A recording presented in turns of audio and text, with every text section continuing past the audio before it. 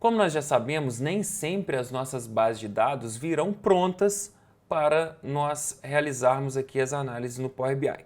Então, eu vou convidar você aqui a abrir um arquivo para que a gente possa começar a tratar essa base de dados. Vai ser uma pasta de trabalho no Excel e a base de dados é a do CD Varejista. Então eu vou abrir, ele vai conectar a essa base de dados e aí nós vamos verificar que nessa base de dados nós temos duas planilhas. Nós já falamos a diferença aqui de planilhas para abas. Na verdade, as abas nós chamamos de maneira incorreta porque a nomenclatura é planilha. Então, na pasta de trabalho desse CD Varejista, nós temos as planilhas de dados e de região. Muito bem, selecionei as duas.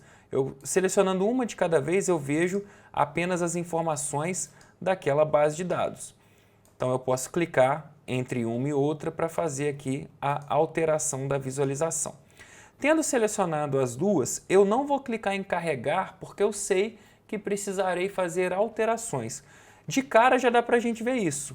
Observem que na primeira coluna eu tenho coluna 1, coluna 2 e depois coluna 3. E embaixo sigla, estado e região. Estão na segunda linha as informações que deveriam estar na primeira, como títulos.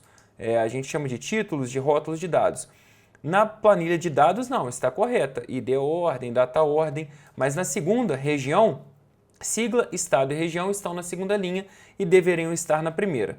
Portanto, eu vou apertar em transformar dados e agora nós vamos abrir o editor do Power Query. Muito bem, a gente sabe que em dados a primeira linha está correta, eu vou alterar então a consulta para região e agora vamos fazer o upgrade, o que está na segunda linha passará para a primeira linha. Na página inicial, nós temos a opção usar a primeira linha como cabeçalho. Então, nós vamos clicar nela, usar a primeira linha como cabeçalho e verifiquem agora que nós vamos ter sigla, estado e região efetivamente como os títulos dessas colunas. E observem também que nas etapas aplicadas à direita, nós temos aqui tipo alterado. Então, já temos mais uma linha do tempo, uma informação na linha do tempo. Lembrando que essas etapas aplicadas são uma linha do tempo de tudo que nós fizemos dentro da nossa base de dados. Outra coisa que nós vamos fazer a partir de agora vai ser renomear as nossas consultas. Portanto, observem que as nossas consultas são de região e dados. Nós vamos modificar região para região país, retirando o acento e não adicionando espaço. Quem trabalha com base de dados sabe que pode ser muito prejudicial nós colocarmos caracteres especiais ou espaços, principalmente quando envolve programação. Eu mesmo já fui pego de surpresa em uma macro do Excel em que uma planilha estava com uma acentuação e aí na hora de passar isso para um outro computador de um outro sistema operacional, a macro não leu porque em um computador ele compreendeu o caractere especial e no outro não. Portanto, evitem caracteres especiais e espaços. Aí a gente clica fora e onde era região com acento, nós retiramos e colocamos região país. Em dados, nós vamos clicar e vamos modificar para BD, de base de dados, varejo. E aí, clicando fora, nós vamos verificar que as nossas duas consultas tiveram os nomes alterados. Então, já que a gente já fez a modificação em região país, nós vamos agora fazer a modificação na nossa base de dados de varejo. Primeira coisa que nós vamos fazer vai ser ordenar os pedidos dessa base de dados, lembrando que cada linha aí vai representar um pedido ou uma ordem, como ele falou, na nomenclatura, ID ordem. Então eu vou selecionar a data de ordem e o objetivo agora vai ser classificar de A a Z. No entanto, o resultado que eu vou ver não vai ser uma ordem alfabética, mas sim uma ordem de data. Então verifiquem que quando eu clico A, a Z, ele modifica e coloca os pedidos mais atuais primeiro e os pedidos mais antigos vão ficando para depois. Então aqui nós temos 23/9/2035, depois 24, depois 2 de outubro. E se a gente fizer uma rápida navegação aqui, nós vamos ver que a primeira linha vai conter os pedidos mais antigos e não os pedidos mais atuais. E é assim que a gente deseja a nossa base de dados. Outra coisa que nós vamos fazer vai ser adicionar uma coluna. Em transformar, eu modifico colunas existentes. Em adicionar, como o próprio nome sugere, nós vamos adicionar uma nova coluna. E aí nós vamos fazer o seguinte, nós vamos adicionar uma coluna de índice. E nós temos a opção de começar com 0 ou começar com 1. Então, de 1 significa criar uma nova coluna com o índice começando em 1. É essa que nós vamos escolher. Então, cliquei e vocês vão observar que toda nova coluna adicionada no editor de Power Query vai ser adicionada no fim da base de dados. Portanto, o índice foi adicionado no final e ela começou com o número 1. A gente navegando verifica que cada linha possui um índice exclusivo e sequencial, começando a partir do 1. Muito bem, eu vou levar essa coluna de índice para o início, justamente para representar que cada linha nos traz uma ordem e que cada linha representa uma ordem exclusiva.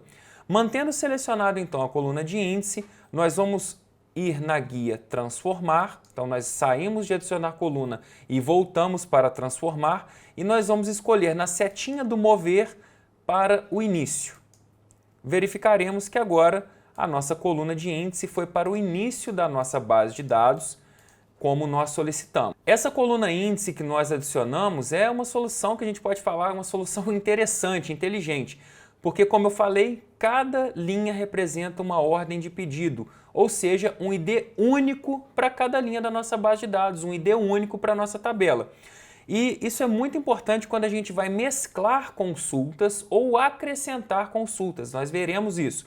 Uma outra vantagem é que quando nós formos utilizar as funções de contagem e contagem distinta, nós vamos facilitar a separação dos valores. A gente vai ver que tem uma maneira de selecionar no Power BI em que informações que contenham a mesma, células que contenham a mesma informação numérica podem não ser selecionadas. Por exemplo, na nossa base de dados, nós temos várias vendas, como eu estou selecionando aqui, 2 vendas no dia 11/10.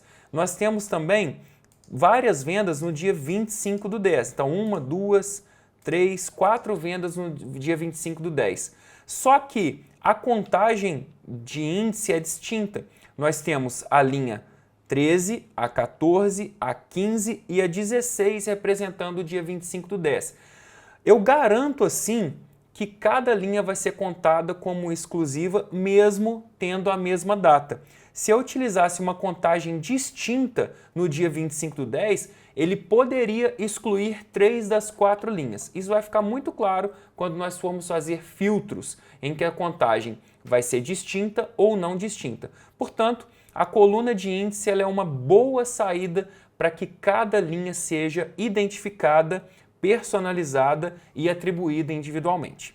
Uma vez que nós realizamos essas modificações na nossa base de dados, é importante retornar à página inicial, apertar o botão fechar e aplicar, e aí depois que você aperta fechar e aplicar, ele retorna à página inicial do Power BI.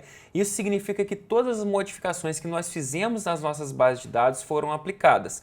Portanto, agora eu tenho as bases BD Varejo e Região País com as suas colunas devidamente alteradas.